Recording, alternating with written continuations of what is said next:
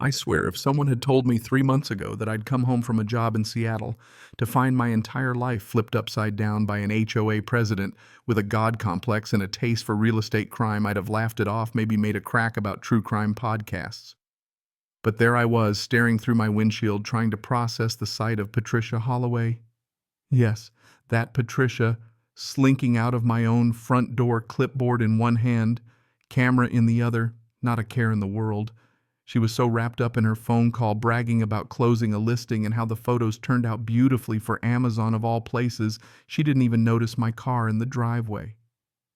You ever have one of those moments where you feel like you've just walked into someone else's nightmare? Yeah, that was me, gripping the steering wheel so hard my knuckles hurt, watching her prance down my porch steps like she owned the place. Let me back up a sec. Before I left for Seattle, I'd locked my cabin up tight, deadbolt regular, lock the works. I even told the HOA I'd be out of town and asked my neighbors Tom and Janet Riverside to keep an eye on things. Patricia was already infamous for her petty HOA power trips, writing me up for mulch that was half a shade off, or because my garbage cans faced east instead of due north, sending me passive-aggressive letters about proper HOA culture whenever I skipped her monthly wine and wine sessions. Most folks just rolled their eyes, figured she was harmless. But breaking into my cabin, that was a whole new level of psycho. I waited until she drove off in her spotless white Range Rover before stepping out. When I opened the door, I felt this weird blend of fury and disbelief. Inside, my living room was staged like some HGTV fever dream coffee table at a perfect right angle, mystery throw pillows in matching tones, little tags dangling off furniture boasting authentic mountain charm and HOA-approved comfort. She'd swapped out my blackout curtains for these sheer things that wouldn't block a flashlight. My kitchen was staged too, with a fake fruit bowl and a wine bottle with 2 glasses set just so, like I was auditioning for a lifestyle magazine instead of, living in my own damn house. It made my skin crawl. I needed to know how deep the crazy went, so I pulled out my laptop. Took about 3 minutes to find it. My cabin listed for sale on Amazon. I kid you not, at $150,000, recently updated by HOA management. There were professional photos from every angle, making my place look like some luxury getaway. Seller Pine Ridge HOA Properties, with Patricia front and center as the contact. Her profile called her a certified property enhancement specialist. I checked the storefront, and my jaw hit the desk. There were 7 other homes listed, including the Johnson's Lake House and the Patel's guest cottage, both of which I knew were only used a few months out of the year. Each listing had HOA lingo and was plastered with pre-approval guarantees and community integration services. The reviews were so obviously fake, it was almost funny. All 5 stars, all in the last month, all praising Patricia's professionalism and smooth transfer process. One even claimed they'd gotten the deed in days, which, as anyone with half a brain knows, isn't possible unless you actually own the house. I started taking screenshots, then decided to see just how far Patricia would go. Using a burner email, I sent an inquiry about my own cabin. Minutes later, I got a reply so syrupy it gave me a headache, Patricia herself gushing about the investment potential and promising she could expedite all paperwork, since of course she was HOA president. She even offered me a 10% discount if I committed within 48 hours. Attached were fake ownership transfer forms with a made-up absentee owner named Richard Stone, complete with forged signatures and the HOA logo. At that point, I called Tom. He picked up right away, sounding a little nervous, and when I told him what was happening, he just about lost it. Turns out Patricia had been by his place with a camera, saying she was updating HOA records, and Janet had caught her snooping around their shed with what looked like a locksmith kit.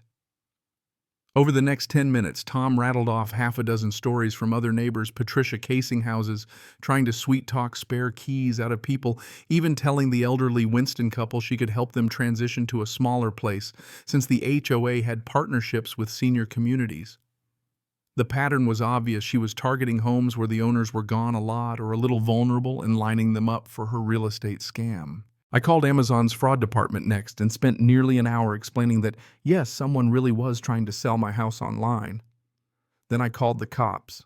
Detective Maria Santos came out fast. She walked through my place, took pictures of the staged furniture and the tags, scrolled through my evidence, and just shook her head.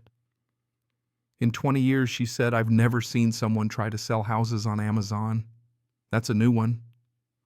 She asked for names of other neighbors who might be affected. And by that night, word had spread like wildfire. 15 of us ended up in Tom and Janet's living room, all with our own Patricia horror stories. The Chens had given her a spare key for emergency HOA inspections. The Davidsons found out their boathouse was listed as a romantic waterfront studio. Even the HOA board claimed they had no idea about the online listings. Robert Kingston, our treasurer, looked like he might be sick when he realized all those beautification expenses he'd signed off on were for Patricia's staging projects. Next morning, Amazon's legal team called to say they'd yanked the listings and were working with the cops to track anyone who'd sent money. Turns out Patricia had pocketed over $30,000 in deposits from would-be buyers all over the country. Not even kidding. That afternoon, Patricia must have realized the jig was up because she marched up to my porch in a rage, pounding on the door and screaming about how I was ruining everything and trying to bring in quality residents. I opened the door just enough to tell her it was over, she'd broken the law, and now she was going to pay for it. Her face went the color of boiled lobster, and she started ranting about how no one appreciated her sacrifices, how she was maximizing underutilized assets and solving problems. I just shut the door in her face and called 911. Detective Santos came right back, caught Patricia outside, calling every lawyer in the county, and hauled her in. Search warrants turned up a mountain of evidence. Patricia had converted her garage into a full-blown real estate office with files on every property in the neighborhood, floor plans, photos, even a corkboard charting which houses to target next. The scam was so big the FBI got involved. Turns out some of the buyers were from out of state, and the fraud spanned more than a dozen properties. 3 weeks later, the whole neighborhood was crammed into the community center for an emergency HOA meeting. Patricia sat at a table with her lawyer, still in her fancy clothes but looking like she hadn't slept in a month. The federal prosecutor listed the charges: wire fraud, mail fraud, identity theft, real estate fraud, you name it. When it came time to vote on removing her from the board, every hand went up. Patricia jumped up, yelling about how without her property values would tank, how she was the only one who cared. Security finally dragged her out as the room erupted in cheers. Somebody in the back shouted, "Good riddance," and honestly, I've never seen neighbors bond faster. 2 months later, I got a package in the mail. Return address was one of Patricia's Amazon listings. I opened it up, and inside was a doormat embroidered with a little crown and the words, "Property of Karen's Kingdom." There was even a note saying it was a complimentary gift for all new Pine Ridge HOA customers. I almost fell over laughing. That mat sitting in my garage, now evidence for the federal case. Patricia's facing 20 years in prison, $750,000 in restitution, and a lifetime ban from any HOA board. I was there in court when the verdict came down. She lost it, collapsed in her chair, howling that it wasn't fair, still convinced she was helping. And you know what? Sometimes I look around my peaceful, unstaged cabin, drink my coffee on the porch, and wonder how many more Patricias are out there just waiting for a chance to turn your home into their side hustle. So what do you think? Was justice really served, or was this just another crazy HOA story for the books? Let me know your thoughts down below. Maybe tell me what you'd have done in my shoes, or if you think community rules ever go too far.